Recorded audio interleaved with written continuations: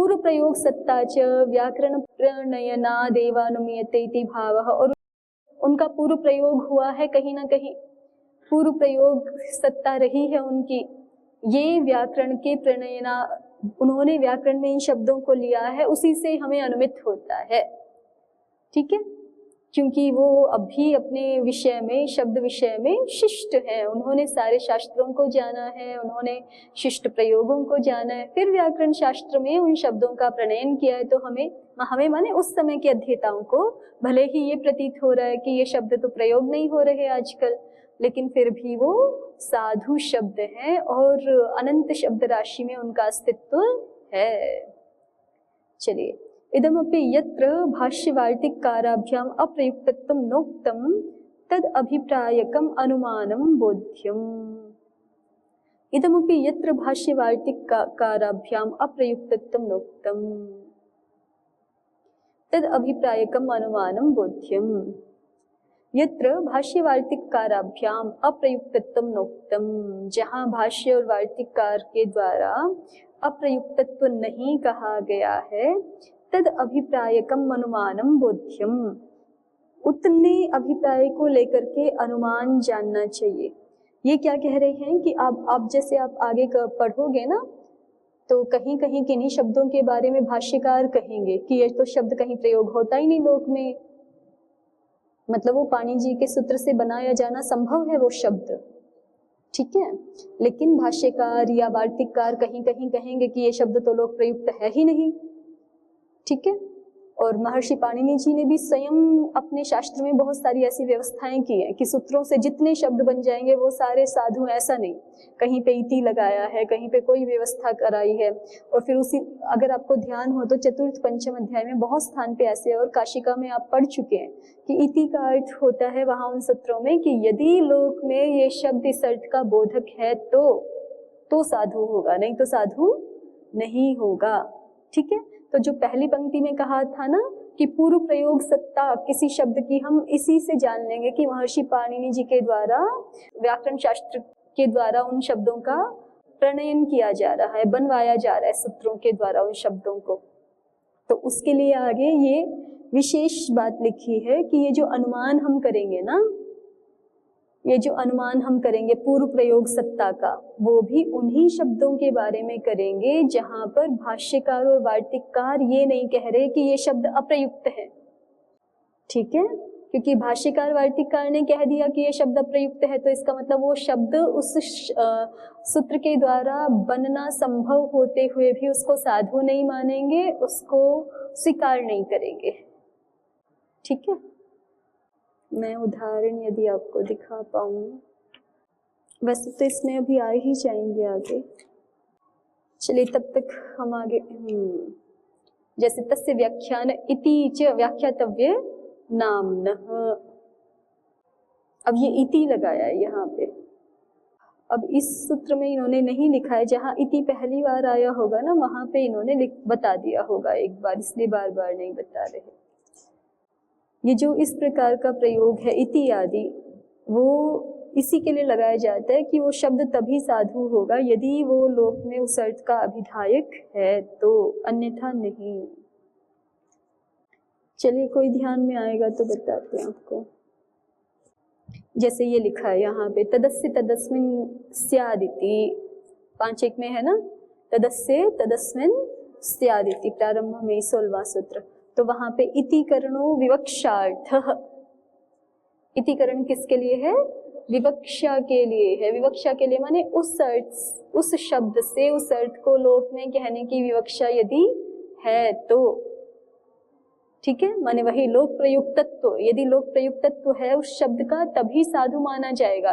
अन्यथा भले ही सूत्र उस शब्द को लक्ष्य बना सकते हो, लाक्षणिक दृष्टि से वो शब्द संपन्न हो सकता हो, लेकिन यदि लोक में उस शब्द का उस अर्थ में प्रयोग नहीं है तो वो साधु नहीं है शास्त्र के द्वारा।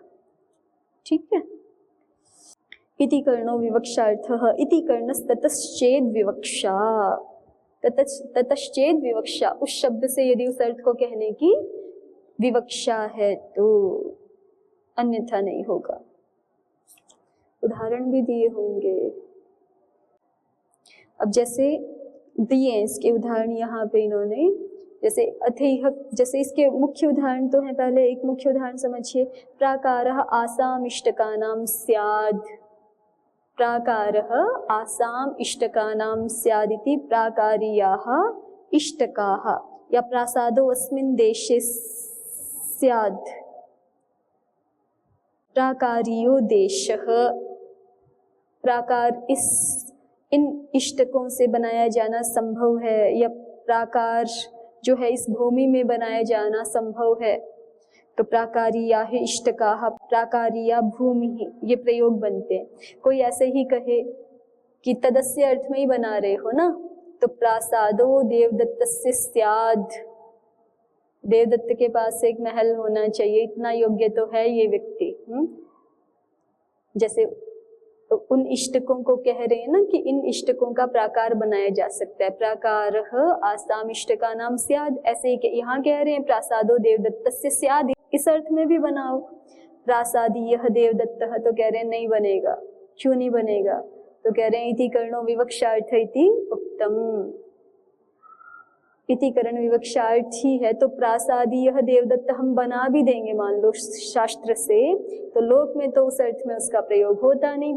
प्रासादीयः देवदत्तः शब्द का कि प्रासादो देवदत्तस्य स्याद्, इस अर्थ में लोक में प्रासादीयः देवदत्तः शब्द प्रयुक्त नहीं होता। तो महर्षि पाणिनि जी ने खुद भी बहुत सारे तरीके यहाँ शास्त्र में दे रखे हैं कि सूत्र का क्षेत्र यदि विस्तृत भी हो रहा है तो भी वो मर्यादा से बाहर ना जाए, उसके उपाय किए हुए हैं शास्त्र में। तो उसी बात को यहाँ पर भी कहा है कि पूर्व प्रयोग सत्ता तो सूत्रों से ही हम जान लेंगे, सूत्रों से वो शब्द सिद्ध हो रहे हैं तो इसका मतलब वो पूर्व प्रयुक्त हैं, ठीक है। और महर्षि पाणिनि जी ने भी उपाय किए हैं कि मर्यादा का लंघन ना हो। और फिर कहीं कहीं किन्हीं विशेष शब्दों के संदर्भ में भाष्यकार वार्तिककार भी बताते हैं कि भले ही सूत्र से ये शब्द बन सकता है लेकिन ये इस अर्थ में प्रयुक्त है नहीं लोक में, ठीक है। तो व्याकरण शास्त्र से भी हमें उन्हीं शब्दों की पूर्व प्रयोग सत्ता का अनुमान करना है जिनके बारे में वार्तिककार और भाष्यकार अप्रयुक्त शब्द हैं ये इस अर्थ में ऐसा नहीं कह रहे हैं, जिनके अप्रयुक्तत्व को भाष्यकार और वार्तिककार नहीं कह रहे हैं, केवल उन्हीं के पूर्व प्रयोग की सत्ता का अनुमान करना है। तो इसका मतलब ये है कि भाषा को जानने के लिए केवल लक्षणों से भी काम नहीं चलता और केवल लक्ष्यों से भी काम नहीं चलता, दोनों होने चाहिए, ठीक है। जो वैयाकरण है उसको लक्षणज्ञ भी होना चाहिए और लक्ष्यज्ञ भी होना चाहिए। और लक्ष्यज्ञ होने का मतलब ही है कि उसका बहुत सारा साहित्य का अनुशीलन होना चाहिए, शास्त्रों का अनुशीलन होना चाहिए। और फिर लक्षणज्ञ होने का मतलब है तो कि किसी कम से कम किसी एक व्याकरण शास्त्र में, बहुत सारे व्याकरण शास्त्र भी है ना, तो किसी एक व्याकरण शास्त्र का उसको ज्ञाता होना चाहिए, तब वो शब्दों के विषय को थोड़ा ठीक ठीक समझ सकते हैं। चलिए, और शब्द का जो अंतर स्वरूप है वो तो बिना जो है वो योग सिद्धि के या बिना भगवत कृपा के कोई भी नहीं जान सकता है। शब्द का स्वरूप, वास्तविक स्वरूप छिपा हुआ ही है, क्योंकि शब्द भी तो पर ब्रह्म ही है ना, तो उसका बिना समाधि युक्त चित्त के ज्ञान हो नहीं सकता। वापस आते हैं विषय पर, देखिए उद्योत को एक बार ठीक से फिर से देख लीजिए। ननु अप्रयुक्त अनुशासने निर्मूलत्वा शास्त्रस्य अप्रामाण्यम स्यादताः संप्रतीति पाणिने व्याकरण प्रणयन काले इत्यर्थः। संप्रति का क्या अर्थ है वो बता दिया। महर्षि पाणिनि जी के व्याकरण प्रणयन काल में जो शब्द अप्रयुक्त थे उनको अप्रयुक्त हम मान लो स्वीकार कर लेते, यद्यपि अप्रयुक्ताः। पूर्व प्रयोग सत्ता च, लेकिन फिर भी उनकी पूर्व प्रयोग सत्ता थी, ये कैसे पता चलता है? तो कहा पूर्व प्रयोग सत्ता च व्याकरण प्रणयनादेव अनुमीयते इति भावः, ठीक है। व्याकरण का प्रणयन कर रहे हैं और व्याकरण शास्त्र में उस तरह का सूत्र बना रहे हैं कि जिससे उन शब्दों की सिद्धि हो रही है, और इति आदि भी मान लो नहीं लगाया है वहां पर, तो फिर उनकी सत्ता का, पूर्व सत्ता का अनुमान हो जाएगा, ठीक है। और इति आदि लगाया है तो फिर हमें लक्षज्ञ भी वहां पे होना चाहिए, परंपरा से जानने चाहिए वहां पे शब्द कि कौन से शब्द तो साधु हैं और कौन से इस सूत्र से भले ही बनने संभव हो लेकिन फिर भी लोक प्रयुक्त नहीं होने के कारण साधु नहीं है। और इसमें एक और बात जोड़ दी कि पूर्व प्रयोग सत्ता के संदर्भ में यदि भाष्यकार वार्तिककार मना कर रहे हैं कि इनकी पूर्व प्रयोग सत्ता नहीं है, तो फिर उन शब्दों को हम व्याकरण शास्त्र से बनाएंगे नहीं। व्याकरण शास्त्र के द्वारा उन शब्दों की पूर्व प्रयोग सत्ता का अनुमान करेंगे नहीं, क्योंकि यहाँ अनुमान वो संभावना वाला अनुमान नहीं है। अनुमान माने अनुमान प्रमाण, इतना तो पढ़ ही लिया होगा आप लोगों ने अभी। अनुमान भी एक प्रमाण है ना, जैसे प्रत्यक्ष प्रमाण है, तो वो प्रमाण वाली बात कह रहे हैं। इदमपि यत्र भाष्यवार्तिकाराभ्याम अप्रयुक्तत्वं नोक्तम तद अभिप्रायकम अनुमानम बोध्यम। इदमपि किमपि, इदमपि अनुमानम, ये जो अनुमान है वो भी यत्र भाष्यवार्तिकाराभ्याम अप्रयुक्तत्वं नोक्तम, जहां भाष्यकार और वार्तिककार ने अप्रयुक्तत्व नहीं कहा है, जिन शब्दों के संदर्भ में भाष्यकार वार्तिककार ने अप्रयुक्तत्व नहीं कहा है, तद अभिप्रायकम बोध्यम, उन्हीं शब्दों से संबद्ध अभिप्राय वाला अनुमान जानना चाहिए। ठीक है, आगे बढ़िए। भाष्ये वार्ष शतिकानीति, वर्ष शब्दो दिवस परः यथाश्रुत एव वा। दो अर्थ कर रहे हैं इसके उद्योतकार कि सैकड़ों सैकड़ों वर्ष के यज्ञ होते हैं। अब कोई कहे कि मनुष्य की आयु ही 100 वर्ष है, तो पैदा होते ही तो यज्ञ करने नहीं लग जाएगा, समझ भी नहीं होती उतनी, है ना। मतलब 1 साल तक के बालक को तो क्या ही समझ होती है, वो कहाँ से यज्ञ करने लग जाएगा। तो वर्ष शत वाला यज्ञ संभव ही कैसे है। तो उसके लिए दूसरा अर्थ दिखा रहे कि वर्ष शब्द दिवस परः, वर्ष शब्द दिवस परक भी होता है। वर्ष शब्द एक वर्ष माने एक दिन, ऐसा भी अर्थ होता है। या फिर कह रहे यथाश्रुत एव वा, या मनुष्यों की आयु अधिक थी तो यथाश्रुत अर्थ ही लीजिए, वर्ष माने वर्ष ही है।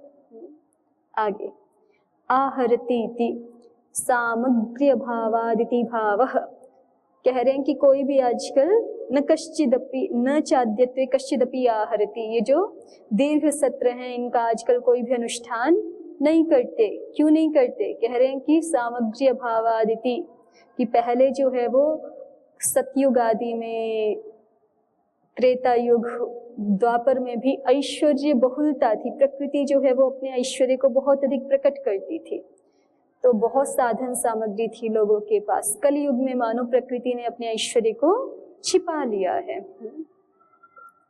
तो इस समय उतना ऐश्वर्य नहीं है लोगों के पास, उतने सामग्री संसाधन नहीं है। तो इतना आप कल्पना करो कि सैकड़ों वर्ष तक जो यज्ञ चलना है लगातार, उसके लिए कितनी साधन बहुलता चाहिए, उसके लिए कितनी सामग्री चाहिए। सामग्री माने सभी प्रकार के संसाधन कितनी अधिक मात्रा में चाहिएंगे। और फिर वो हमारे जैसे यज्ञ नहीं होता है कि जो है वो सुबह आधा घंटा 1 घंटा हो गया, ऐसे वाला नहीं होते। वो तो पूरे दिन कुछ ना कुछ क्रियाएं उनकी निष्पादित होती हैं। तो इसका मतलब वो व्यक्ति कुछ दूसरा कार्य तो कर नहीं सकता, वृत्ति के लिए या आजीविका के लिए ऐसे तो कुछ कार्य कर नहीं सकता उन यागों का अनुष्ठान करते हुए। तो इतना सारा धन संसाधन सौविध्य कहाँ से आएगा? तो इसलिए कह रहे हैं कि सत्र आजकल दीर्घ सत्र नहीं होते हैं सामग्री अभावाद। ऐसे सत्रों का यजमान होने के लिए तो फिर प्रचुर धन सामग्री ऐश्वर्य की उपलब्धता चाहिए। ननु सत्राणाम बहु यजमानकानाम ऋषिभिर्वशिष्ठादिभिः संप्रदीयमानत्वाभावाद् ऋषि संप्रदाय इति अयुक्तम् अत आह वेदेति।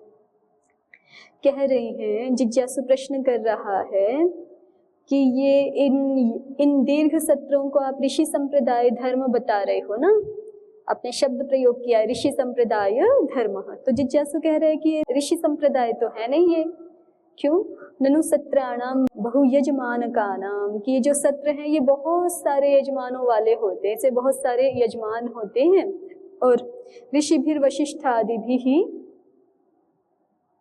संप्रदीयमानत्वाभावात्, ऋषि जो वशिष्ठ आदि हैं उनके द्वारा इनका कोई ऐसे संप्रदाय नहीं बनाया गया है, माने उनका बोधन नहीं कराया गया है। ठीक है, तो इसलिए ऋषि संप्रदाय, ऋषि बोधित हैं ये याग, ये दीर्घ सत्र, ऐसा कहना तो अयुक्त है। ननु सत्राणां बहुयजमानकानां ऋषिभिर्वशिष्टादिभिः संप्रदीयमानत्वाभावात्, उनके द्वारा ये बोधित नहीं कराए गए हैं, इसलिए ऋषि संप्रदाय इति अयुक्तम, इसलिए इनको ऋषि संप्रदाय धर्म कहना ये तो अयुक्त है। तो इसलिए प्रदीपकार ने अर्थ कर दिया है ऋषि संप्रदाय का वेदाध्ययनम इति। भाष्ये कृत्वा इत्यनंतरम अधीयते इति शेषः। और भाष्य में जो अंतिम पंक्ति है ना, केवलम ऋषि संप्रदाय धर्म, केवलम ऋषि संप्रदायो धर्म इति कृत्वा, उसके बाद कह रहे हैं अधीयते पढ़ो, इति कृत्वा अधीयते याज्ञिकाः, इति कृत्वा अधीयते, ये एक वाक्य पूरा हो जाएगा। याज्ञिकाः शास्त्रेण अनुविदधते, माने ये दो वाक्य हैं। केवलम ऋषि संप्रदाय धर्म इति कृत्वा अधीयते, ऋषि संप्रदाय धर्म है, वेद बोधित धर्म है, इसलिए इसको पढ़ा जाता है। और याज्ञिकाश्च शास्त्रेण अनुविदधते, याज्ञिकाश्च कल्पसूत्रेण अन्वाचक्षते, याज्ञिक कल्पसूत्र के द्वारा इसका अन्वाख्यान करते हैं। अत्र सत्राणाम कर्मत्वम, सत्र यहाँ कर्म रूप में है, ठीक है। याज्ञिकाः शास्त्रेण अनुविदधते किम दीर्घ सत्राणि, याज्ञिक शास्त्र के द्वारा अनुविधान करे ना किसका, दीर्घ सत्रों का, तो दीर्घ सत्र कर्म के रूप में हो गए ना इस वाक्य में। चलिए, तो एक बात समाधाता ने कही कि अप्रयुक्त दीर्घ सत्रवत, यदि हम इन शब्दों को अप्रयुक्त भी माने तो दीर्घ सत्रवत, दीर्घ सत्र में जैसा होता है कि शास्त्रों के द्वारा उनका अनुविधान तो होता ही है, वैसा हमें ऊषतेरा आदि शब्दों का भी शास्त्र के द्वारा, व्याकरण शास्त्र के द्वारा अन्वाख्यान करना ही चाहिए, और उससे शास्त्र में कोई अप्रामाणिकता नहीं आएगी। अथवा समाधाता कहता है, तो समाधाता की ओर से भी मान सकते हैं इसको आंशिक समाधान, एक दृष्टि से समाधान, क्योंकि अप्रयुक्त को उन्होंने सर्वथा अप्रयुक्त ऐसा अर्थ में नहीं लिया है, संप्रति अप्रयुक्त ऐसे अर्थ में ले लिया है। या फिर ऐसा भी मान सकते हो जैसे हमने पहले देखा है, द्वितीय जिज्ञासु ने वो बात बोली, ठीक है। अब जो समाधाता है वो बोल रहा है सर्वे देशांतरे, कि आप जो है वस्तुतः, यदि पहला भी आप समाधाता से ही बुलवा रहे और ये भी समाधाता से, तो फिर बोलेगा समाधाता कि यद्यपि हमने आपकी बात अप्रयुक्त मान के भी समाधान कर दिया है, लेकिन वस्तुतः बात ऐसी है कि सारे के सारे शब्द ही देशांतर में प्रयुक्त होते ही हैं, किसी ना किसी अन्य स्थान में प्रयुक्त होते ही हैं, ठीक है। और यदि जिज्ञासु से बुलवा रहे हो, द्वितीय जिज्ञासु से पहली बात बुलवा रहे हो, तो यहाँ पे वास्तविक समाधाता आके कह सकता है कि नहीं नहीं, ऐसी बात नहीं है कि अप्रयुक्त होते हैं शब्द, शब्द हमेशा कहीं ना कहीं देशांतर में प्रयोग होते ही रहते हैं। तो दोनों तरह से संगति लग सकती है।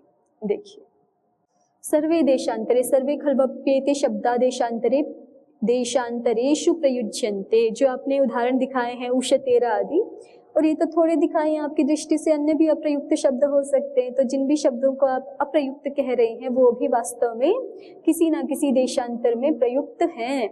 आप एक स्थान विशेष में रहते हैं, वहाँ की भाषा प्रयोग की दृष्टि से आप उनको ऐसा समझ रहे हैं कि ये तो अप्रयुक्त शब्द हैं, लेकिन भाषा प्रयोग के और बहुत सारे स्थान हैं और कहीं ना कहीं वो शब्द प्रयोग होते ही हैं। प्रदीपः इदमत्र सर्व इति, इदमत्र तात्पर्यम् यस्य कस्यचित् वचनात् प्रयोगाप्रयोगौ न व्यवतिष्ठेते अपितु शिष्टानामेव वचनात्, कि जिस किसी भी व्यक्ति के कह देने से प्रयोग है इस शब्द का अथवा प्रयोग नहीं है, ये बात निश्चित नहीं होती है।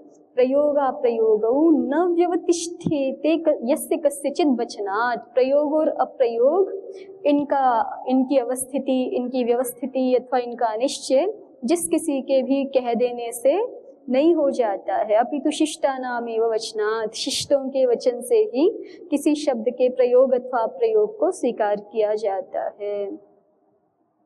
तो समाधाता ने तो कहा सर्वे देशांतरे, सर्वे खल्वप्येते शब्दादेशांतरेषु प्रयुज्यन्ते। जिज्ञासु कहता है न चैव उपलभ्यन्ते, आप कह रहे हैं कि कहीं ना कहीं देशांतर में प्रयोग होते हैं लेकिन हमें तो उपलब्ध नहीं हो रहे।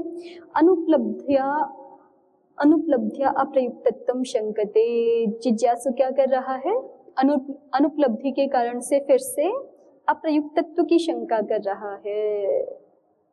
भाष्ये न चैवेति न चैव उपलभ्यन्ते, अब समाधाता कह रहा है कि भाई आपको उपलब्ध नहीं हो रहे तो इसमें हमारी क्या गलती है। उपलब्धो यत्नः क्रियताम, आप अपना प्रयास बढ़ाइए उपलब्ध करने के लिए।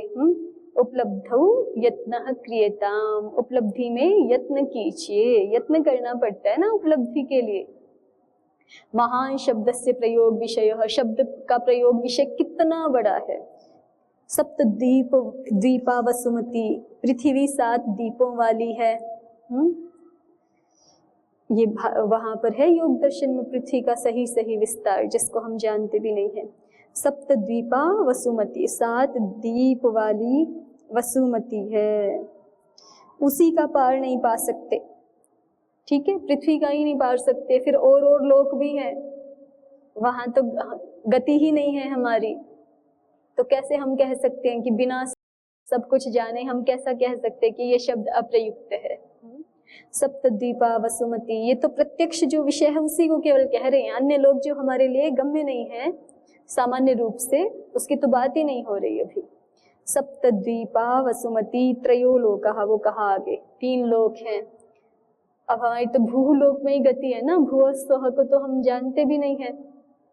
और आगे भी हैं महाजनः तपः सत्यलोक आदि। ठीक है, और फिर अनंत ब्रह्मांड है, तो वहां सब जगह हमारी गति नहीं। पृथ्वी पर ही जो जितने सारे शास्त्र हैं उनको भी हम नहीं जानते। चत्वारो वेदाः सांगाः सरहस्या बहुधा भिन्नाः, 4 वेद हैं, सांग हैं, वो भी उनके 6 अंग हैं।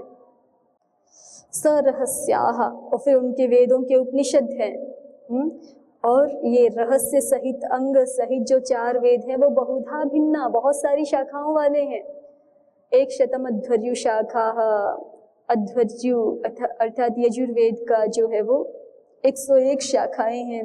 सहस्रवर्तमा सामवेदः, सामवेद 1000 शाखाओं वाला है। 21 बाह्वृच्यम, ऋग्वेद 21 शाखाओं वाला है। 9 अथर्वणो वेदः, और अथर्ववेद 9 प्रकार का है, माने 9 शाखाओं वाला है। फिर वाको वाक्यम, फिर वाको वाक्य है शब्द, इस शब्द से उक्ति प्रति उक्ति रूप ग्रंथ हैं बहुत सारे। जैसे महाभाष्य स्वयं भी उक्ति प्रति उक्ति रूप ग्रंथ है ना, इसमें प्रश्न किए जा रहे हैं, उत्तर दिए जा रहे हैं, तो ऐसे बहुत सारे ग्रंथ हैं। इतिहास ग्रंथ भी है। पुराणम, पुराण ग्रंथ है।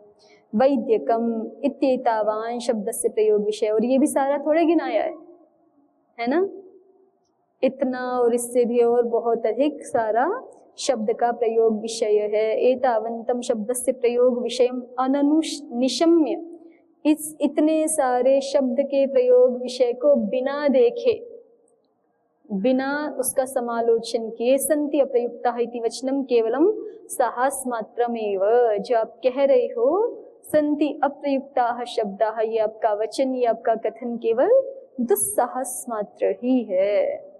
ठीक है, पहले संस्कृत भाषा में साहस शब्द का प्रयोग दुस्साहस अर्थ में ही होता था, आजकल तो अच्छे अर्थों में प्रयोग होता है ना, ये बालक बड़ा साहसी है, वीर है।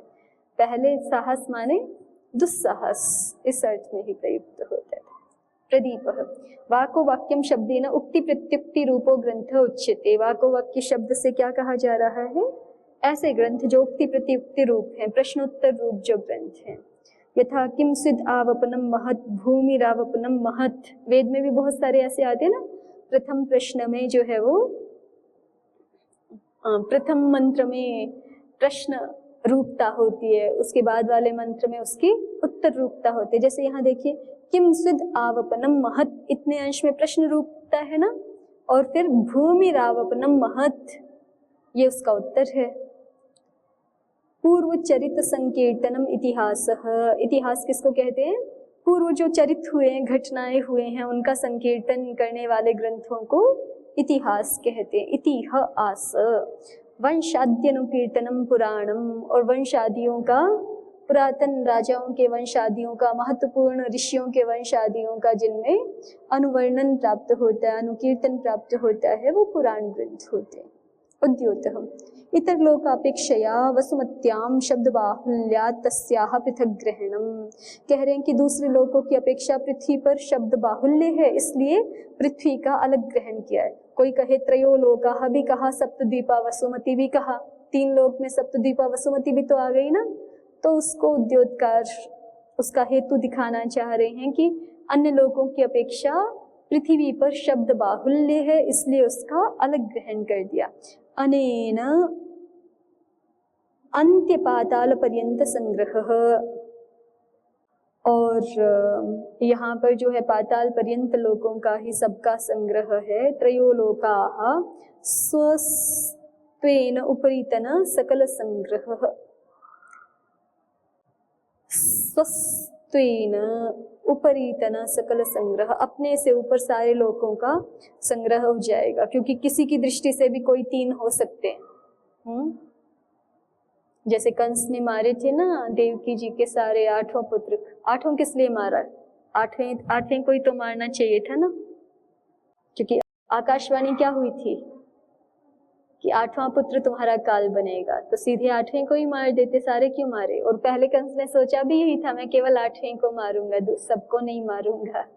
लेकिन नारद जी ने आके बता दिया उनको। क्या बता दिया? हाँ, कि जैसे कोई पुष्प हो 8 पत्तियों वाला कमल आदि, कहीं से भी गिनना शुरू करो तो फिर वो दूसरा 8 हो जाएगा ना। पहले से गिनना शुरू करो तो 8वां 8, दूसरे से गिनना शुरू करोगे तो फिर पहला 8, तीसरे से गिनना शुरू करोगे तो दूसरा 8, इसलिए सबको मार दिया। तो ऐसे यहाँ पे कह रहे हैं कि 3 लोग कौन से लेने हैं? अपने से ऊपर जो जहाँ है वहां से 3 लोग, तो सारे आ जाएंगे। नीचे भी जो हैं सुतल पाताल वगैरह, जो भी अतल तलातल, नीचे भी लोग हैं ना, पृथ्वी के नीचे भी है और ऊपर भी है, तो सारे ले लिए जाएंगे।